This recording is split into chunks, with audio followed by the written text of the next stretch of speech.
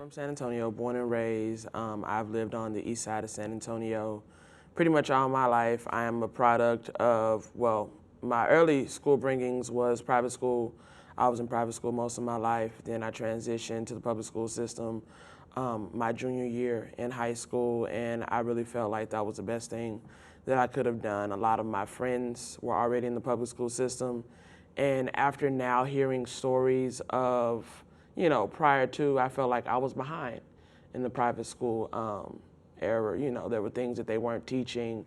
And, funny story, my mother told me a couple of weeks ago that I probably wasn't going to graduate with my high school class and never knew that. But definitely a San Antonio born and raised. Very good, very good. So you're probably a Spurs fan. Of course I'm a Spurs fan, of course. No doubt about that. What was it like growing up in your household? Did you have any siblings? I have one younger brother. For about 4 years, I was born in '88, he was born in '93. For about 4.5, 5 years, it was just me. Both parents in the household, both working parents. We weren't spoiled, but if there was something that we needed, it was there.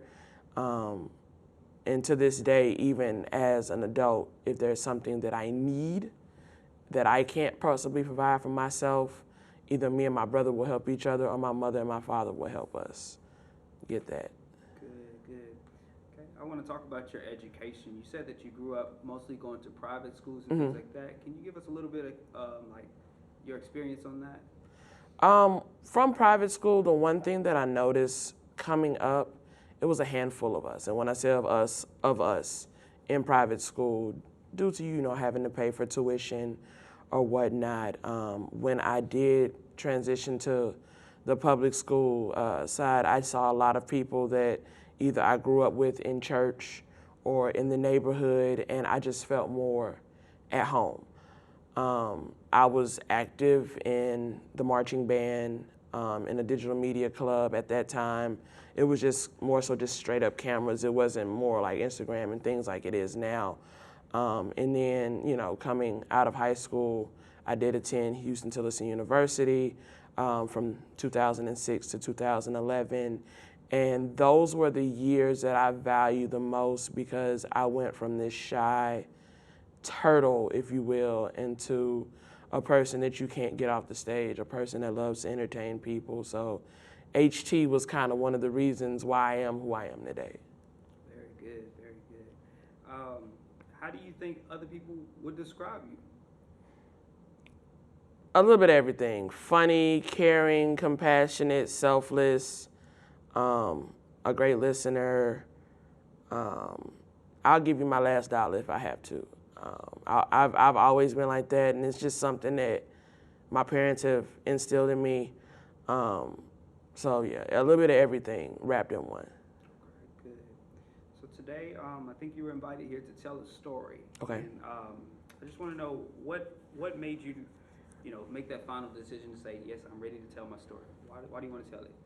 When I was initially approached about the project, the gentleman that approached me, I said, you know what, I think I might have a story that needs to be put out. And it may not be police brutality, but at the end of the day, it's some form of discrimination. It may not be of, a white person. It could be of our own kind. And it's just something that we need to make each other aware of and hold each other accountable of for the things to come. Good.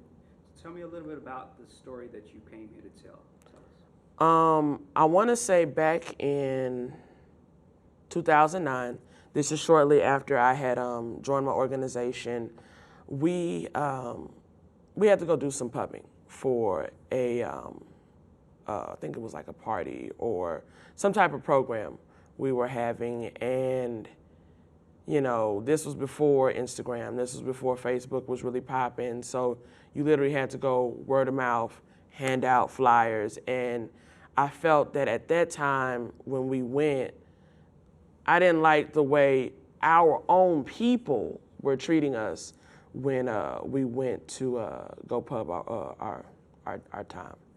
And when you say our people, who do you mean? People of color. People of color. How do you feel that they treated you? the young lady, it was a couple of different people, but one that really stuck out to me.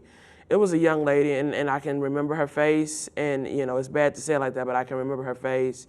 We went, and I was pubbing our party or whatever we were pubbing for that day, and I said, it'd be great if we could have you come. Here's a flyer, and she kind of gave me the cold shoulder, and I'm like, well, ma'am, I'm not even from this campus. I just wanted to pub our day. Hey, we'd love to see you, and she was like, well, I won't be supporting. I don't even like that organization.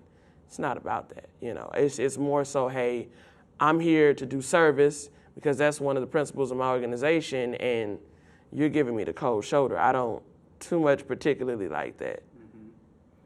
Okay, so you said that you're a part of an organization. I'm assuming, but correct me if I'm wrong, sorority or Yes. something like that? Okay, Yes. good. How did y'all discuss it afterwards? Like, what was the...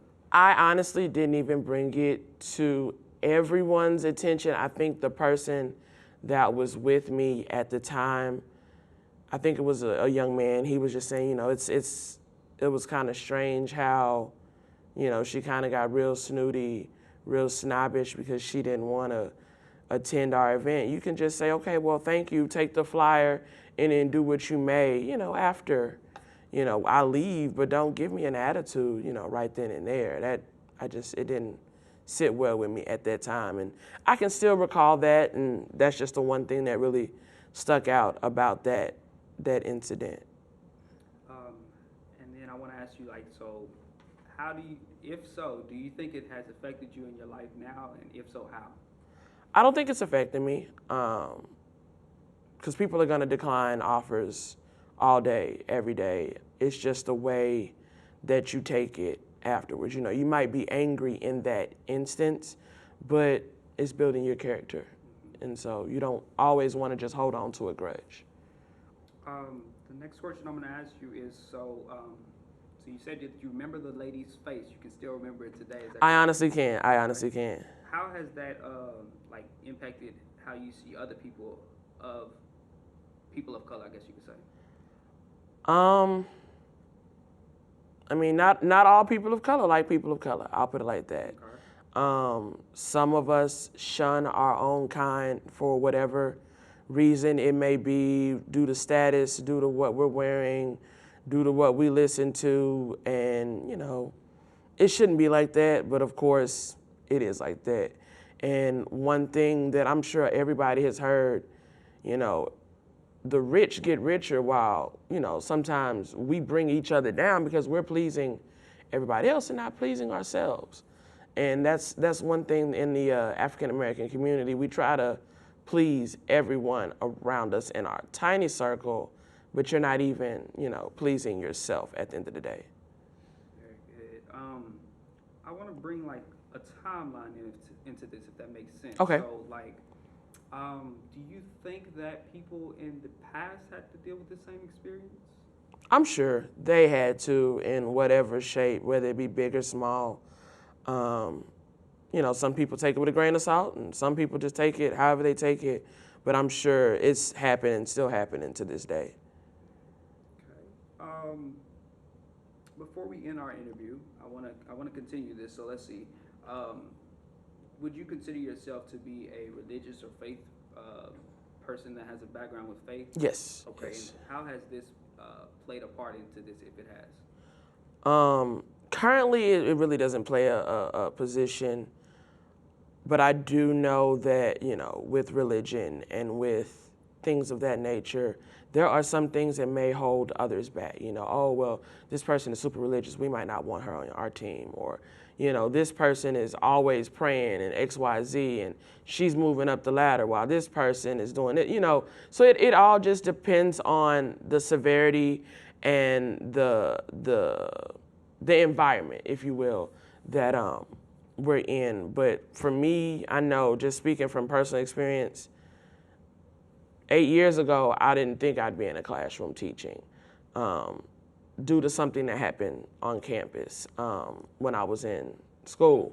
But I persevered, I prayed about it, let God do what he was gonna do, and I'm in a classroom now. So God gonna do what he gonna do when he wanna do it. Very good. You said that you're a teacher, is that correct? Something like that. I'm an educator. I am currently a teacher's assistant, but there's some days where it's like you can take that assistant off and just be teacher. With the group of kids that I work with special needs high school students. So the demand to work with each of them on their level is very demanding. And not only do I do that, but I also mentor outside of my classroom, going in the hallways and mentoring the different girls that I work with and the different young men that I work with. And being a part or being a sponsor of organization, it gives you the opportunity to reach out to others as well. Do you think like your past experiences, such as the main story that you've spoken of today, do you think that influences or impacts how you interact with the students at your campus?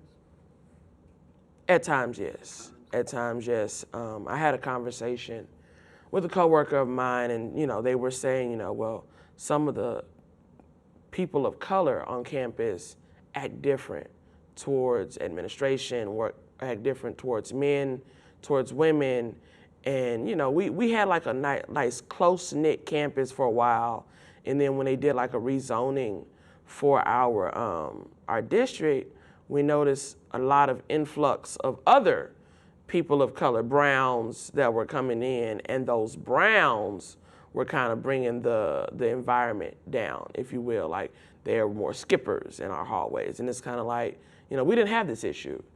And their easy way of, getting out of it is no habla inglés. You can't do that. Because I can't walk up to you and say no habla inglés, because it's not the same. But it's definitely something that has impacted in some kind of way, shape, or form. And then lastly, I want to ask you, is there anything that you wanted to share today that you just I didn't get to ask you, or you think that is important? No, just don't judge a book by its cover. You just never know what that book is full of. Don't just read the front panel and the back panel. Read the body. You never know what's in that body. You might, look at that front panel and back panel all the time and I don't like it. Or it might be that song you skip. I've skipped this song so many times. Those are the actual words of that song. So just look at life in those situations. Don't skip it, or don't just read, back and front panel. Read the body. That's how I say it.